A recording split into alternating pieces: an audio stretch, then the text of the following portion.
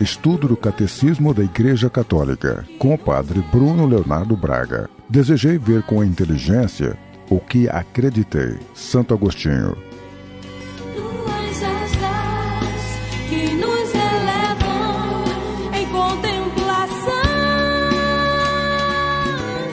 Nós estamos no nosso estudo do Catecismo da Igreja, agora olhando a parte dos sacramentos. Nós já alguns dias estamos falando sobre o sacramento do batismo. Dentro dessa parte sacramental, o catecismo ele é construído em forma de perguntas. E na semana passada nós começamos a responder uma pergunta, título, né? A pergunta: como é celebrado o sacramento do batismo? E nós falamos sobre a iniciação cristã. Hoje nós vamos dar prosseguimento à resposta a essa pergunta, falando sobre a mistagogia da celebração, que vai contemplar os elementos que compõem os ritos que fazem parte do sacramento do batismo. Muito bem, prossigamos.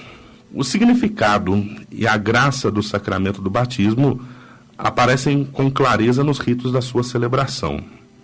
É acompanhado com uma participação atenta, os gestos, as palavras dessa celebração, pois todos nós aprendemos no Concílio Vaticano II que precisamos ter uma participação ativa nos sacramentos. E essa participação atenta aos gestos, às palavras da celebração, nos ajuda a nós bebermos mais das riquezas que esse sacramento significa e realiza em cada novo batizado. Então, olhemos os ritos que compõem o sacramento do batismo. Nós temos um primeiro rito que é a assinalação, ou o sinal da cruz, que está aí no limiar da celebração. Muitas vezes é feito até às portas da igreja, do lado de fora, antes de ingressarmos no templo onde o batismo será realizado. O sinal da cruz, ele assinala a marca de Cristo naquele que vai pertencer ao próprio Cristo, e tem o significado da graça da redenção que Cristo nos proporcionou por sua cruz. Lembramos que o batismo ele é um mergulho na morte do Senhor para com ele ressurgirmos. Então, a cruz tem um lugar único dentro da celebração batismal, pois a morte de Cristo é a morte na cruz. Então, nós somos assinalados para morrer com Cristo na cruz. Um outro elemento que compõe o rito do batismo, como na verdade compõe todos os ritos sacramentais da igreja, todas as liturgias, é o anúncio da palavra de Deus. Esse anúncio ilumina com a verdade revelada tanto os candidatos ao batismo quanto a assembleia que participa dessa celebração e suscita a resposta da fé, que é inseparável do batismo. Então, as leituras são tanto das leituras do Antigo quanto do Novo Testamento, quanto o Salmo, quanto o Evangelho que é proclamado, todas as leituras, elas não são uma informação a mais dentro da celebração sacramental, não são uma maneira, vamos dizer, de preencher o tempo dentro da celebração, mas são um elemento essencial no sentido de diálogo com Deus. O Senhor nos revela a si mesmo e nós somos chamados a aderir a Ele na fé. Por isso é preciso que a palavra de Deus ela nos ilumine e nos chame à fé para nós participarmos bem do sacramento. E isso é importante principalmente porque o batismo é de maneira especial o sacramento da fé, uma vez que ele é a entrada sacramental na vida da fé. Agora, visto que o batismo ele significa a libertação do pecado e, ao mesmo tempo, a libertação do instigador do pecado, que é o diabo, pronuncia-se, pelo menos uma vez, ou pode ser várias vezes, o exorcismo, um ou mais exorcismos sobre o candidato. É uma oração que é feita, ou várias orações que são feitas, para que aquele que vai ser batizado seja libertado por este sacramento de toda a influência do mal. Este sobre quem se pronuncia o exorcismo ou os exorcismos, ele é também ungido com o óleo dos catecúmenos. Ou então o celebrante lhe impõe a mão e o candidato ele renuncia explicitamente a Satanás. Lembrando que o óleo dos catecúmenos ele é um sinal da fortaleza de Cristo que é comunicado ao batizado para que ele possa vencer o combate da fé. E assim, preparado, ele pode confessar a fé da igreja, a qual ele será confiado pelo batismo. Por isso que, antes de batizar, nós temos aquele diálogo entre aquele que ministra o batismo e os que são batizados, ou que serão batizados, ou com seus pais e padrinhos, no caso das crianças. E nesse diálogo nós temos as 3 renúncias e depois as 3 afirmações da profissão de fé. Bom, um outro elemento que é importante no batismo, com certeza, é a água batismal. Sem a água não é possível celebrar o batismo. E essa água ela é consagrada por uma oração de epiclésia, uma súplica que é feita da ação do Espírito Santo sobre esta água. Essa oração de epiclésia ela pode ser feita tanto no próprio momento do batismo, quanto na noite pascal. E por essa oração a igreja pede a Deus que por seu Filho, o poder do Espírito Santo, desça sobre a água que vai ser utilizada, para que aqueles que forem batizados nela nasçam da água e do Espírito, como Jesus nos ensina no Evangelho de São João, capítulo 3, versículo 5. E aí sim nós chegamos ao rito essencial do sacramento. O batismo, propriamente dito, que significa e realiza a morte ao pecado e a entrada na vida da Santíssima Trindade por meio da configuração ao mistério pascal de Cristo. O batismo ele é realizado da maneira mais significativa pela tríplice imersão na água batismal, ou seja, quando a criança, o jovem, o adulto, o idoso, ele é mergulhado por 3 vezes na água. Mas desde a antiguidade, o batismo também pode ser conferido derramando-se por 3 vezes a água sobre a cabeça do candidato. Na Igreja Latina, que é a nossa, pelo menos a mais popular na nossa região, essa tríplice infusão é acompanhada das palavras do ministro. E diz assim: fulano, diz o nome da pessoa que vai ser batizada, né? Fulano, eu te batizo em nome do Pai, e do Filho, e do Espírito Santo.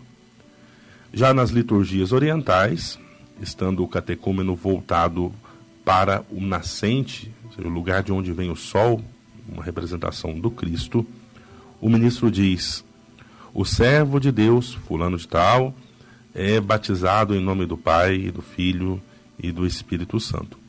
E a invocação de cada pessoa da Santíssima Trindade, o ministro mergulha o candidato na água e o retira dela. Após o rito do batismo, nós temos a unção com o Santo Crisma. O Santo Crisma é um óleo perfumado que é consagrado pelo bispo na missa chamada Missa Crismal, Missa do Crisma, normalmente celebrada na Semana Santa, em alguns lugares por motivos pastorais, é transferida para outra data, mas normalmente na Semana Santa. E este óleo ele significa o dom do Espírito Santo. Por isso, quando aquele que é ungido com o Santo Crisma após o batismo, ele é ungido com esse óleo como uma recepção do dom do Espírito, porque aquele que é batizado recebe o Espírito Santo. Este que foi batizado, ele se tornou um cristão. É um ungido do Espírito Santo, é incorporado a Cristo, que é ungido sacerdote, profeta e rei. Por isso a consagração com crisma, né, a unção com crisma, ela tem essa representação também dessa tríplice função da vida cristã. Aquele que é batizado se torna sacerdote, um sacerdócio comum, porque é chamado a oferecer diariamente sacrifícios espirituais a Deus. Ele se torna também profeta, tanto pela proclamação da fé, que fará daqui por diante, quanto pelo anúncio da palavra de Deus, que cabe à missão de todos os batizados, e também rei, porque se torna herdeiro do reino dos céus, mas também a dimensão de que se torna senhor também na sua vida, né? Não é mais escravo das suas paixões. Aqui existe uma diferença entre o rito oriental e o rito latino ou romano. Na liturgia das igrejas do Oriente, a unção pós-batismal é já o sacramento da crisma, o sacramento da confirmação. Na liturgia romana, porém, essa primeira unção, ela anuncia a outra unção, a unção com o sacramento do crisma, que será feita pelo bispo. O sacramento da confirmação, que por assim dizer, confirma e encerra a unção batismal. Outro rito que nós temos é o rito da veste. Aquele que é batizado recebe a veste branca. E isso significa que aquela pessoa que foi batizada, ela se vestiu de Cristo, ela ressuscitou com Cristo.